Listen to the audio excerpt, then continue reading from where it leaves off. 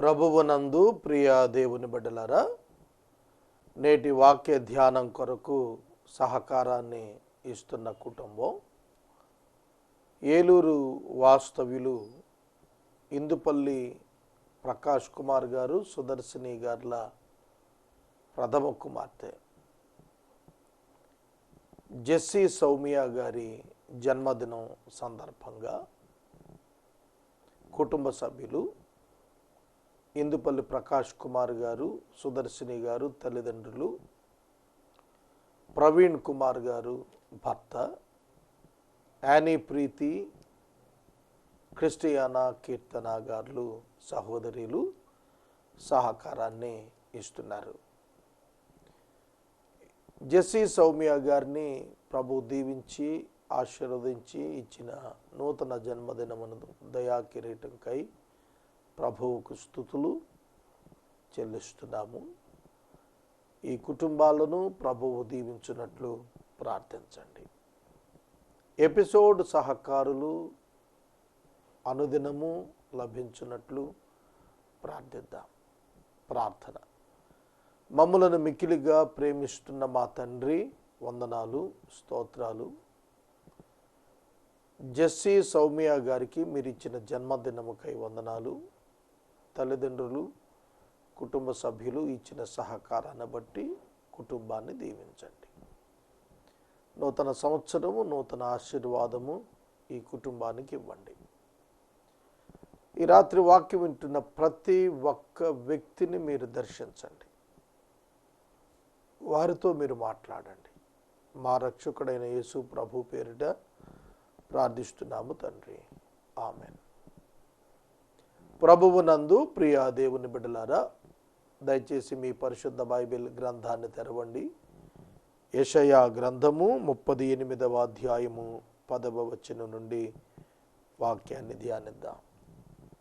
యూదారాజు అయిన హిజ్కియా రోగి అయి ఆరోగ్యము పొందిన తరువాత అతడు రచించినది. నా దినముల మధ్యాహ్న కాలమందు నేను పాతాళ ద్వారమున పోవలసి వచ్చెను. నా ఆయుష్ శేషము పోగొట్టుకొని ఉన్నాను. 10వ వచనం హిజ్కియా చెబుతున్నటువంటి సాక్ష్యము జ్ఞాపకం చేయబడుతోంది. నా దినముల ఆయుష్ శేషము పోగొట్టుకొని ఉన్నాను అన్న పదము అతని తప్పిదాన్ని జ్ఞాపకం చేస్తుంది. చాలా సందర్భాల్లో మనం చాలా వస్తువులు పోగొట్టుకుంటూ ఉంటాం. పోగొట్టుకున్నాను అన్నప్పుడు ఆ వ్యక్తి తన తప్పిదాన్ని తాను ఒప్పుకుంటున్నాడని అర్థం అవుతుంది. పర్సు పోయింది అన్నాడంటే పర్సు మీద నెపం నెట్టేసినట్టే. పర్సు పోగొట్టుకున్నాను అనేది రైట్ స్టేట్మెంట్, తన తప్పు తాను ఒప్పుకుంటున్నట్టు. అలాగున ఆయుష్ శేషం పోగొట్టుకున్నాను. మధ్యాహ్న కాలం ముందు నేను పాతాళ మార్గాన పోవలసి వచ్చింది అన్నాడు. దినముల మధ్యాహ్నము, జీవితాన్ని ఒక దినానితో పోల్చాడు. నా దినముల మధ్యాహ్న కాలమందు, తన దినములను ఒక రోజుతో పోల్చి ఉదయం నుంచి సాయంకాలం వరకు ఆయుష్ ఉంటుంది, వెలుగు ఉంటుంది కదా. చీకటిని మరణంతో పోల్చాడు, వెలుగును జీవంతో బ్రతుకుతో పోల్చి మధ్యాహ్న కాలమందే అంటే ఇంకా చాలా సంవత్సరాలు నేను బ్రతకాల్సి ఉండగానే నేను నా ఆయుష్ పోగొట్టుకున్నాను అన్నాడు. దీన్ని బట్టి ఏమర్థం అవుతుంది? హిజ్కియా తన యొక్క ఆయుష్ దినముల పరిమితి బెత్తడంతగా చేయబడినట్లు అతని జీవితం ఉంది. అందుకే దేవుడు ఇల్లు చక్కబెట్టుకోమన్నాడు.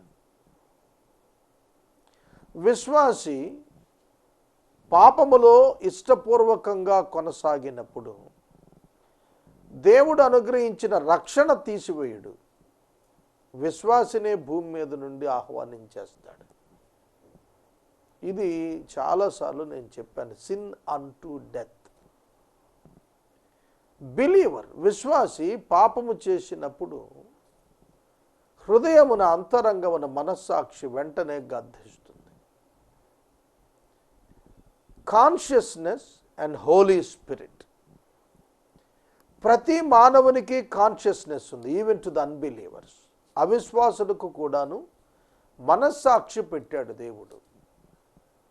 మనస్సాక్షి కొంతకాలం అలారం చేస్తుంటుంది, దాన్ని గొంతు నొక్కేసే కొలది అది మౌనం అయిపోతుంది. కొంతకాలానికి మనస్సాక్షి కూడా వాత వేయబడిపోయి స్పందించదు తప్పులు చేస్తున్నప్పుడు. అంతకంటే ఎక్కువగా పరిశుద్ధాత్మ దేవుడు అనుగ్రహించబడ్డాడు నూతన నిబంధన గ్రంథ విశ్వాసులకు. ఆయనను దుఃఖపరచకూడదు. రిపీటెడ్గా పాపంలో కంటిన్యూ అవుతున్నవాడు ఆయన దుఃఖపరుస్తున్నవాడు అవుతాడు.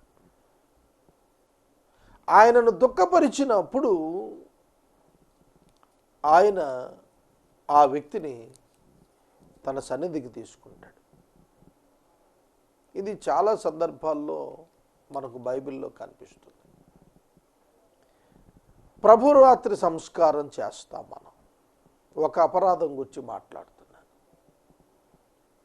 ఎవడైనను యోగ్యముగా దీనిలో పాలు పొందకపోతే, కొరింథీ 11లో చెప్పిన మాట, వారిలో కొందరు వ్యాధిగ్రస్తులయ్యారు, మరికొందరు నిద్రిస్తూ ఉన్నారు అన్నాడు. అంటే ఏమిటి అర్థం? ఎవడు ఇది ప్రభువు శరీరమని రక్తమని వివేచన లేకుండా దీని యందు పాలు పొందునో అట్టివారు వ్యాధిగ్రస్తులవుతున్నారు, చనిపోతున్నారు అన్నాడు. Sin against the holy spirit. పరిశుద్ధాత్మునికి వ్యతిరేకంగా పాపం చేస్తున్నా కనుక హిజ్కియా అన్నాడు, నేను పోగొట్టుకున్నాను అన్నాడు. He confessed his sin. తన దేవుడు న్యాయవంతుడే, నేనే పోగొట్టుకున్నాను, ఆయన తీసేయటం కాదని ఒప్పుకుంటున్నాడు. నా దినముల మధ్యాహ్నమందే నేను వెళ్ళిపోవాల్సి వచ్చింది అన్నాడు. సోదరుడా, సోదరి, నీవు యేసుక్రీస్తు ప్రభువును అంగీకరించి ఎంతకాలమైంది? నీ జీవితంలో మార్పులు వస్తున్నాయా? అనుదినము దేవుని వాక్యమునకు లోబడుతూ క్రీస్తు సారూప్యానికి నీ అంతరంగంలో నీ అంతరంగ పురుషుడు రూపాంతరం చెందుతున్నాడా?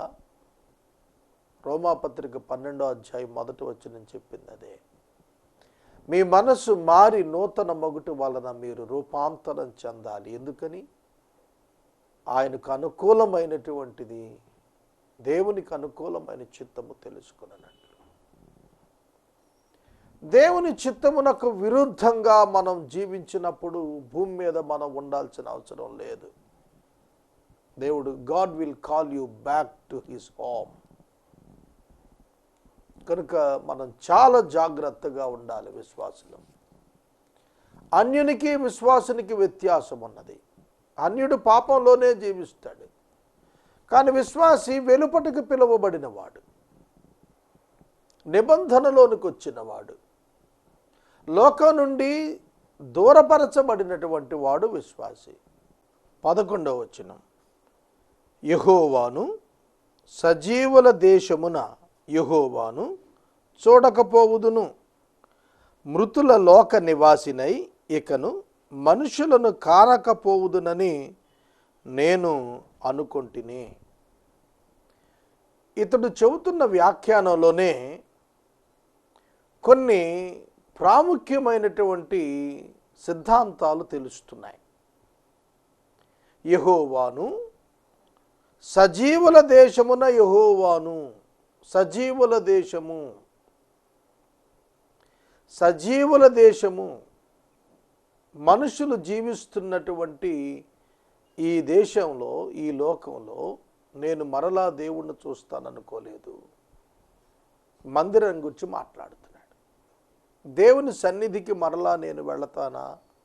నేను వెళ్ళలేను. పాతాళవశం అయిన తర్వాత ఆత్మ లేదు కానీ మనుషులు ఉండవు అక్కడ. కనుక నేను మనుషులను ఇక చూడను అని అనుకున్నాను. సోదరుడా, సోదరి, మనం మరణించినప్పుడు ప్రభు సన్నిధికి వెళ్ళిపోతాం. విశ్వాసుల యొక్క ఆత్మలు విశ్రాంతిలో ప్రవేశించిన తర్వాత ప్రభువు యొక్క కడబోరధ్వని మ్రోగు వరకు వారు విశ్రాంతిలోనే ఉంటారు. వారు తమ ప్రయాసములు మాని విశ్రాంతిలో ఉంటారు. కాబట్టి వారు దేనిని ఎరుగరు. ఈ విశ్వాసం, ఈ నిరీక్షణ పాత నిబంధనలోని భక్తులు కూడా కలిగి ఉన్నట్లుగా ఇక్కడ చెబుతున్నాడు. నా నివాసము పెరికి వేయబడిను, గొర్రెల కాపరి గుడిసె వలె అది నా యొద్ద నుండి ఎత్తుకొని పోబడెను. నేయువాడు తన పని చుట్టుకొనున్నట్లు నేను నా జీవము ముగిస్తున్నాను. ఆయన నన్ను బద్దె నుండి కత్తిరించేస్తున్నాడు. ఫిజికల్ డెత్ను చక్కగా ఎక్స్ప్లెయిన్ చేస్తున్నాడు హిజ్కియా. నా నివాసము పెరికి వేయబడెను. మనం మరణించిన తర్వాత ఇక నివాసంలో ఉండం, తీసివేయబడతాం. సమాధి మనకు సంరక్షణ స్థలంగా అయిపోతుంది. గొర్రెల కాపరి తన గుడిసెను తొలగించినట్లుగా తొలగించబడుతుంది. అంటే టెంపరరీ టెంట్ మేకింగ్. గొర్రెల కాపరులు టెంపరరీ టెంట్ చేసుకుంటూ ఉంటారు. మంద మూవ్ అయిపోతున్నప్పుడు ఆ టెంట్ పీక్కొని మళ్ళీ వెళ్ళిపోతుంటారు. అది శాశ్వత నివాసం కాదు. భూమి మీద మానవుని యొక్క జీవితం శాశ్వతం కాదు. అది తొలగించబడే గుడిసె వంటిదే. కొంతకాలం ఇక్కడ నివసిస్తాం, ఆ తర్వాత వెళ్ళిపోతాం. ఇక్కడ గుడిసె అనే పదం శరీరాన్ని కూడా సూచిస్తోంది. నేను నా గుడారాన్ని నేను విడుస్తాను, నా శరీరాన్ని నేను విడిచి వెళ్ళిపోతున్నాను, నన్ను బద్దె నుండి కత్తిరించేస్తున్నాడు అన్నాడు. నేతగాడు చీరలు నేస్తాడు. ఉదయాన్నే దారాలన్నింటినీ కూడాను వరుసగా పెట్టి వాటిని మగ్గం మీద పెట్టి నేస్తుంటాడు. మేము ఏలూరు పత్తేబాదలో ఉన్నాం. పత్తేబాద చీరలు ఆంధ్ర రాష్ట్ర ప్రసిద్ధి. మాకు రోడ్ల మీదే నేత కార్మికులు చీరలు నేయటం మేము చాలా చిన్నప్పటి నుంచి చూస్తున్నాం. 6 మీటర్లు 10 మీటర్లు దూరంలో ఉండేటట్లుగా కొన్ని కర్రల నుంచి వాటి మీద నూలు పెట్టి వాటిని చక్కగా దగ్గరకు వచ్చేటట్టుగా నేత నేస్తారు. వాళ్ళు చీరలు నేత నేస్తారు. 10 మీటర్ల చీర ఎవరు కట్టరు కదా, 5 మీటర్ల చీర కట్టుకుంటారు. అందుకని దాన్ని కత్తిరించేస్తాడు. అది కంప్లీట్ అయినప్పుడు దాన్ని కట్ చేస్తాడు, అది సెపరేట్ చేసేస్తాడు. అలాగున తాను ప్రజల మధ్యన జీవిస్తున్నవాడు ఒక్క క్షణాన ప్రజల నుండి దూరం చేయబడతాడు. చూడండి, మనం మరణించిన వెంటనే మన సమాధుల తోటకు తరలించేస్తారు, మట్టిలో మన శరీరాన్ని ఉంచేస్తారు. కత్తిరించబడిన అనుభవం అంటే సెపరేట్ చేయబడుతున్నాం. జన నివాసముల నుండి మనం ప్రత్యేకించబడి మరణస్థలంలోనికి, సమాధి స్థలానికి చేర్చబడిపోతాం. అందుకనే మనం ప్రియమైనదిగా ఎంచుకోవలసినది సమాధులతోటే. అబ్రహామునకు కనానులో మిగిలినటువంటి స్వాస్థ్య భాగం ఏమిటో తెలుసా? మక్పేల శ్మశాన గుహ. అదే అతని పేరున రిజిస్టర్ చేసుకున్నాడు, మిగతాదంతా ఇచ్చేశాడు. సోదరుడా, సోదరి, ఈ లోకంలో మనం యాత్రికులం, పరదేశులం. ఊరు పొమ్మంది కాడి ఏదో రమ్మంది అనేది సామెత ఉంటుంది, చూశారు. కనుక ఒక దినాన మనం ఊరి నుండి బయటికి పోతాం, పంపించేస్తారు. శారీరక మరణం అనేకమైన మార్పులను తీసుకొస్తుంది. మనలను మర్చిపోతారు లోకం. కనుక శారీరక మరణము నిశ్చయము అని దేవుడు చెప్పినందున నా పని అయిపోయిందని నేను అనుకున్నాను. ఒక్క దినములోగా నీవు నన్ను సమాప్తి చేస్తున్నావు. ఒక్క దినములోగా. ఆదామునకు దేవుడు చెప్పినది అదే. నీవు నిశ్చయముగా ఆ పండు తిన్న దినమున, అదే దినమున నీవు నిశ్చయంగా మరణమవుతావు. భౌతికంగా అదే పండు తిన్నాడు, భౌతికంగా దేవుని దృష్టిలో ఒక దినము 1000 సంవత్సరాలు. పేతురు గారు చెప్పాడు. 965 సంవత్సరాలు ఆదాము బ్రతికి చనిపోయాడు. ఆ దినమునే దేవుని దృష్టిలో ఒక దినం భౌతికంగా 1000 సంవత్సరాలు. అలాగే అదే దినాన ఆత్మీయంగా చనిపోయాడు ఆదాము. దేవుని తీర్పులు ఆ దినమునే అమలులోకి వస్తున్నాయి. యోనా కూడా సముద్ర గర్భంలో నుంచి ప్రార్థన చేశాడు. దేవుడు అతనిని ఆలకించాడు. అతడు మరణస్థితిలోనికి వెళ్ళాడు. అక్కడి నుండి మొరపెట్టాడు. మృతి నొందిన వాడిని తిరిగి సజీవుని చేశాడు దేవుడు యోనాని. యోనా గ్రంథం చెప్పినప్పుడు చాలా వివరంగా నేను చెప్పాను. అది నేను చనిపోయాను అని హిజ్కియా అనుకున్నాడు, కానీ యోనా వాస్తవానికే చనిపోయాడు. Prayer in prayer, prayer in prayer, ప్రార్థనలో ప్రార్థనను జ్ఞాపకం చేసుకున్నాడు. యోనా చెప్పాడు, నేను పాతాళ వశం అయిపోయాను, గడియలు వేయబడ్డాయి, వేస్తానని అనుకోలేదు. సోదరుడా సోదరి, హిజ్కియా భక్తుడే, హిజ్కియా విశ్వాసి, హిజ్కియా యూదుల రాజు, కానీ అతని జీవితంన దేవుడు మరణాన్ని ఇవ్వటానికి ముందుకొచ్చాడు. అది అతని యొక్క లోపం అతడు తెలుసుకుని విజ్ఞాపన చేస్తున్నాడు, పశ్చాత్తాపడ్డాడు. ఉదయమగు వరకు ఓర్చుకుంటుని సింహము ఎముకలను విరుస్తున్నట్లు నొప్పి చేత నా ఎముకలన్నీ విరవబడెను. ఒక దినములోగానే నీవు నన్ను సమాప్తి చేయుదువు. ఎముకలలో మంటలు, ఒకవేళ బోన్ క్యాన్సరో ఏమో, క్యాన్సర్ పేషెంట్స్ విపరీతమైన బాధకు లోనే చనిపోతారు. మరి అతనికి క్యాన్సరో ఏమో, భయంకరమైనటువంటి ఎముకలలో నొప్పుల చేత బాధపడుతున్నాడు హిజ్కియా. ఒకరోజు అంచనా వేసుకుంటున్నాడు తన జీవితాన్ని. మంగళ కత్తి పెట్టవలెను, ఓదె కొరుకు వలెను, నేను కిచకిచలాడి తిని గువ్వవలె మూలిగి తిని ఉన్నత స్థలముల తట్టు చూచి చూచి నా కన్నులు క్షీణించాయి. నాకు శ్రమ కలిగెను, యెహోవా నా కొరకు పూటబడి ఉండుము. దేవుణ్ణి అడుగుతున్నాడు, దేవా నువ్వు నా కొరకు పూటబడి ఉండయ్యా, నువ్వు నన్ను ఆదుకో, జామీను ఇవ్వు నాకు, నా స్థితి నుండి నువ్వు లేవనెత్తని విజ్ఞాపన ప్రార్థన చేశాడు. నేనేమందును? ఆయన నాకు మాట ఇచ్చెను, ఆయనే నెరవేర్చెను. నాకు కలిగిన వ్యాకులమును బట్టి నా సంవత్సరములన్నీ నేను మెల్లగా నడుచుకుందును. It's a wonderful words. నేనేమనంటాను? ఆయన నాకు మాట ఇచ్చాడు, ఆయనే నెరవేరుస్తాడు. 15 సంవత్సరాల ఆయుష్ దేవుడు ఇచ్చానన్నాడు, అది ఆయన నెరవేర్చుకుంటాడు. హిజ్కియా ఆరోగ్యం పొందిన తర్వాత చెబుతున్నాడు, దేవుడు మాట ఇస్తే దేవుడు నెరవేర్చుకుంటాడని.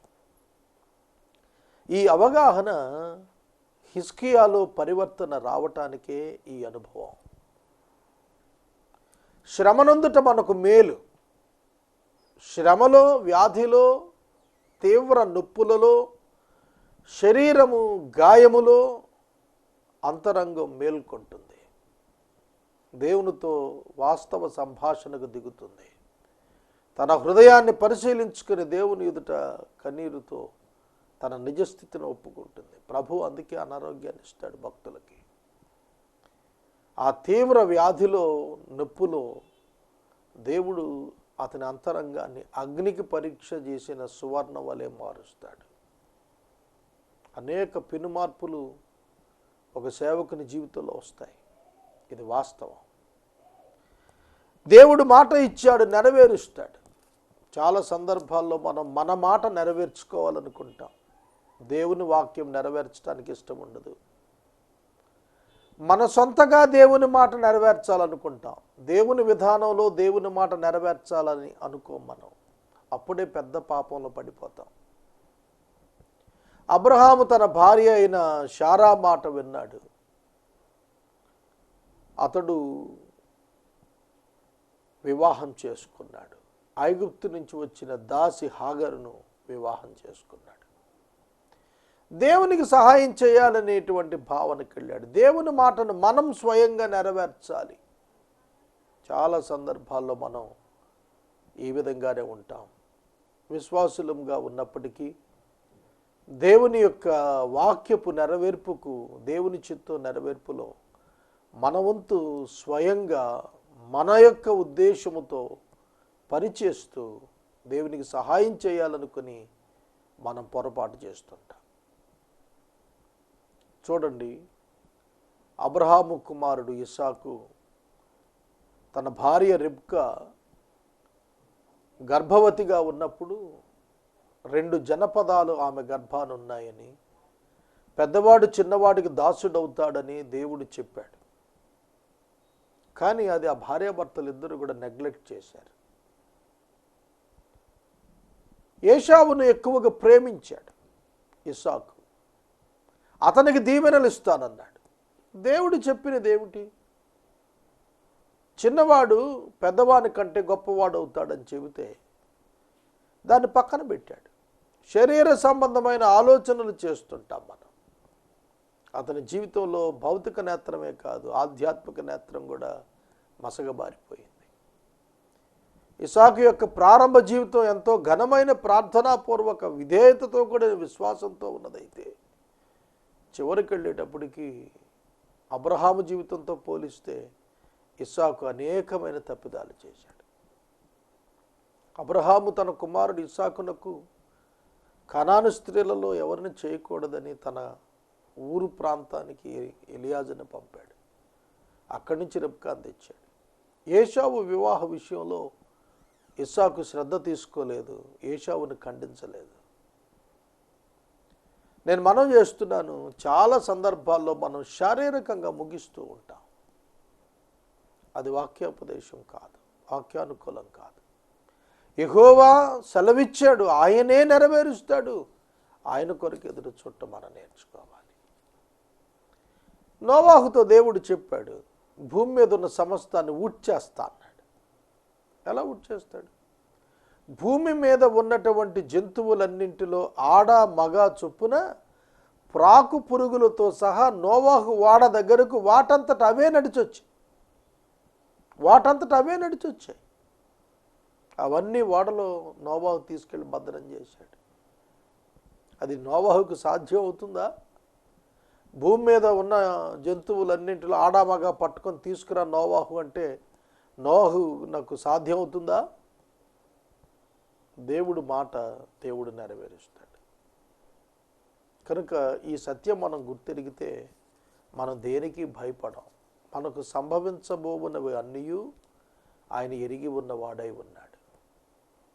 రోమాపత్రికలో 8వ అధ్యాయం 23-25 వచనాల్లో మనకు సంభవిస్తున్నవన్నీ కూడా ఆయన మన కొరకు జరిగిస్తున్నాడని రాయబడింది. ఆయనే చేస్తున్నాడు, మన మేలు కొరకే సమస్తం సమకూర్చమని జరిగిస్తున్నాడు. కనుక శ్రమ వచ్చింది హిజ్కియాకి, వ్యాధి వచ్చింది, బాధ వచ్చింది, అతని మేలు కొరకే, అతని మార్పు కొరకే, అతని అవగాహన కొరకే. కనుక శ్రమలు లేకపోతే క్రైస్తవుడు వృద్ధిలోకి రాడు, విశ్వాసం బలపడదు. కనుక శ్రమలు వద్దని చెప్పకండి. శ్రమలు సిరులకు మార్గాలుగా మారతాయి. నా సంవత్సరములు అన్నీ ఇక నేను ఎలా నడుస్తానో తెలుసా? మెల్లగా నడుచుకుందును. యాకోబు యబ్బోకు రేవులో ఆ రాత్రి యేసుక్రీస్తు ప్రభువుతో పెనుగులాడాడు. ప్రభువుని అడుగుతున్నాడు, నీవు నన్ను ఆశీర్వదించితేనే కానీ నేను నిన్ను పోనీయనన్నాడు. అయితే నీ పేరేంటో చెప్పమన్నాడు ప్రభు. అక్కడ నేను యాకోబుని అన్నాడు. నేను మోసగాడిని, గ్రాబర్, దోచుకునే దోపిడిగాడిని. నేను నా జీవితం అంతా మోసమే. అన్నను దోచుకున్నాను, తండ్రిని మోసం చేశాను, మామగారిని మోసం చేశాను, నేను దోపిడీదారుణ్ణి అని ఒప్పుకున్నాడు. ప్రభువు అతన్ని విమోచించి ఇశ్రాయేలుగా పిలిచాడు. అక్కడ యాకోబు అడుగుతాడు, నీ పేరేంటో చెప్పు అన్నాడు. నా పేరు ఎందుకు అడుగుతున్నావు అని చెప్పి అతని తొడగూటి మీద కొట్టగా తొడగూడు వచిలిపోయింది. ఆ దినము మొదలుకొని యాకోబు మరణ పర్యంతము వరకు మెల్లగానే నడిచాడు, కుంటుతూనే నడిచాడు. మునుపు పరిగెత్తాడు, కానీ ఆ తర్వాత పరిగెత్తలేకపోయాడు. దేవుని ప్రత్యక్షత మానవుని అన్ని విషయాల్లో పరిమితి కలిగిన వానిగా చేసేస్తుంది. పరిశుద్ధుడైన పౌలు సౌలుగా ఉన్నప్పుడు అన్నీ చేసేశాడు. కానీ పౌలుగా మారినాక తాను చేయగలిగినవి కూడా చేయటానికి ఇష్టపడలేదు. అన్నీ చేయగలను కానీ చేయదగినవి కాదన్నాడు. తనను కత్తిరించుకున్నాడు, తన జీవితాన్ని కత్తిరించుకున్నాడు, తన సౌఖ్యాలను స్వయంగా కత్తిరించుకున్నాడు, తన ఆధిక్యతలను తనంతట తాను కత్తిరించుకున్నాడు. వద్దనుకున్నాడు పౌలు. ఒక్క అంగీతో బ్రతకటానికి ఇష్టపడ్డాడు. ఒకప్పుడు ప్రభుత్వ అధికారం కలిగిన వాడు, ధర్మశాస్త్రాన్ని బట్టి అతిశయించిన వాడు కృపతో దీనుడిగా మారిపోయాడు. సోదరుడా, సోదరి, నీ సంవత్సరాలు నీవు మెల్లగా నడుచుటకు తీర్మానించుకో. కీర్తి ప్రతిష్టలు పెద్ద శోధన. నేను గెలవాలనే తలంపు అతిపెద్ద శోధన. నువ్వు గెలవటం దేవుని చిత్తం, అయితే దైవ విధానంలో గెలవాలి. యేసుక్రీస్తు ప్రభువును 40 దినముల ఉపవాసం అనంతరం అపవాది ఒక షార్ట్ కట్ ఆపర్చునిటీ ఇచ్చాడు. నువ్వు నాకొక్క నమస్కారం పెడితే ఈ లోకాలన్నీ నీకే అప్పచెప్పేస్తా అన్నాడు. యేసు ఆ మార్గం ఎన్నుకోలా, సిలువ మార్గాన్ని ఎన్నుకున్నాడు. నువ్వు సిలువ దిగి వస్తే దేవుని కుమారుడు అని మేము నమ్ముతామన్నారు. యేసు దిగి వచ్చి నిరూపించగలను, కానీ ఇష్టపడలేదు. మరణించిన తర్వాత అన్యుడు శతాధిపతి అన్నాడు, ఈయన నిజంగా దేవుని కుమారుడని. కనుక జీవితాన్ని దైవ విధానంలో నడిపించుకోవటానికి మనం ఇష్టపడుతున్నామా, లేక శరీర విధానంలో మత విధానంలో జీవితాన్ని కొనసాగించాలనుకుంటున్నామా? చాలామందిని అబౌవ్ 99% క్రిస్టియన్స్ రిలీజియస్ యాక్టివిటీలో మునిగిపోతున్నారు. బైబిల్లో ఆదికాండం 22వ అధ్యాయంలో మొట్టమొదట ఆరాధన అనే పదం కనిపించింది. ఏమిటి ఆరాధన? మేము వెళ్ళి మ్రొక్కి తిరిగి వస్తామన్నాడు. ఏమిటి మ్రొక్కింది అక్కడ? డెత్, మరణం. తన కుమారుని చంపటానికి కత్తి ఎత్తాడు. That is worship. Sacrificing his beloved one for the sake of the word of God. దేవుని మాటకు విలువ ఇచ్చి దేవునికి భయపడి ఇస్సాకును బలి ఇవ్వటానికి కత్తి ఎత్తాడు. ఇస్సాకు అబ్రహాము కంటే యంగ్ వన్, 25 సంవత్సరాల వాడు.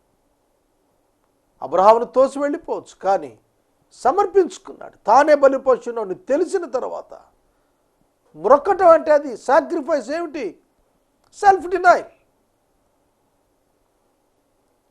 నేను కాదు, నా జీవితం కాదు, నా దేవుడు నా తండ్రికి చెప్పినది నేను విధేయత చూపించటం నిజమైన ఆరాధన. అప్పుడు పాటల పుస్తకం లేదు, కీర్తనలు పాడలేదు, చేతులెత్తి చప్పట్లు కొట్టలేదు. ఆరాధన అనగా ప్రియమైన దానిని దేవుని కొరకు విడిచి చూపించగలుగుట నిజమైన ఆరాధన. అదే మెల్లగా నడుచుకునుట. మనం సేవకు వచ్చినాక ఎంత సంపాదించాం, ఎంత పేరు వచ్చింది, ఎన్ని దేశాలు తిరిగాం, ఎన్ని రాష్ట్రాలు తిరిగాం, ఎంత పాపులర్ అయ్యాం, ఎంతమంది జనాన్ని కూడగట్టాం, ఎంత పెద్ద బిల్డింగ్ కట్టామని చూస్తున్నాం. అది కాదు. మెల్లగా నడుచుకుందును. ఇదివరకట్లా కాదు. రక్షించబడిన వాడు ఇదివరకట్లా కాదు. రక్షించబడటంతో అయిపోలేదు. క్రీస్తు సారూప్యానికి ఎదుగుతున్నవాడు పాత జీవితం కాదు. దేవుని ఎదుట మార్పు నొందుతున్న జీవితం. ఒక దినాన ఆయన చెప్పాలి, బలా మంచి నమ్మకమైన దాసుడా అని. ఆ స్థితికి మనం ఎదగాలి. హిజ్కియా అని దేవుడు ఆ స్థాయికి తీసుకురావటానికి మరణకరమైన రోగాన్ని ఇచ్చాడు. 16వ వచనం అద్భుతం. రేపటి వాక్యంలో ధ్యానిద్దాం. ఈ రాత్రి ఎపిసోడ్ సహకారం ఇచ్చిన కుటుంబం ఏలూరు ఫతేబాద్ నివాసితులు, ప్రకాశం జిల్లా అదనపు జాయింట్ కలెక్టర్ సహోదరులు ఇందుపల్లి ప్రకాష్ కుమార్ గారు, శ్రీమతి సుదర్శిని గారుల ప్రథమ పుత్రిక జెస్సీ సౌమ్య గారి జన్మదినం సందర్భంగా భర్త ప్రవీణ్ కుమార్, సోదరీలు యానీ ప్రీతి, క్రిస్టియానా కీర్తన గారు సహకారం ఇస్తున్నారు. దేవుడి కుటుంబాన్ని దీవించునుగాక. ప్రార్థించుకుందాం. మమ్మల్ని మిక్కిలుగా ప్రేమిస్తున్న మా తండ్రి వందనాలు. అనారోగ్యంతో ఉన్న బిడ్డలకు ఆరోగ్యము దయచేయండి. రక్షించబడిన వారు వారి మనోనేత్రములు వెలిగించబడి వాక్యము యొక్క లోతైన సత్యములు చూచుటకు సహాయం చేయండి ప్రభు. ఈ రాత్రి ప్రత్యేకంగా జెస్సీ సౌమ్య గారి కొరకు కృతజ్ఞతలు. వారికి ఇచ్చిన నూతన జన్మదినమును బట్టి వందనములు. బిడ్డను దీవించండి, మంచి భవిష్యత్తు బిడ్డలకు ఇవ్వండి. అలాగే ఎపిసోడ్ సహకారులను పంపండి. వాక్యం విన్న ప్రతి ఒక్కరిని దీవించండి. విశ్వాసులు రూపాంతరమున నడపండి. యేసునామమును ప్రార్థిస్తున్నాము తండ్రి, ఆమేన్. తండ్రి అయిన దేవుని ప్రేమ, కుమారుడిని యేసయ్య కృప, పరిశుద్ధాత్మని అన్యోన్య సహవాసం సదాకాలం మనందరికీ తోడై ఉండునుగాక. ఆమేన్.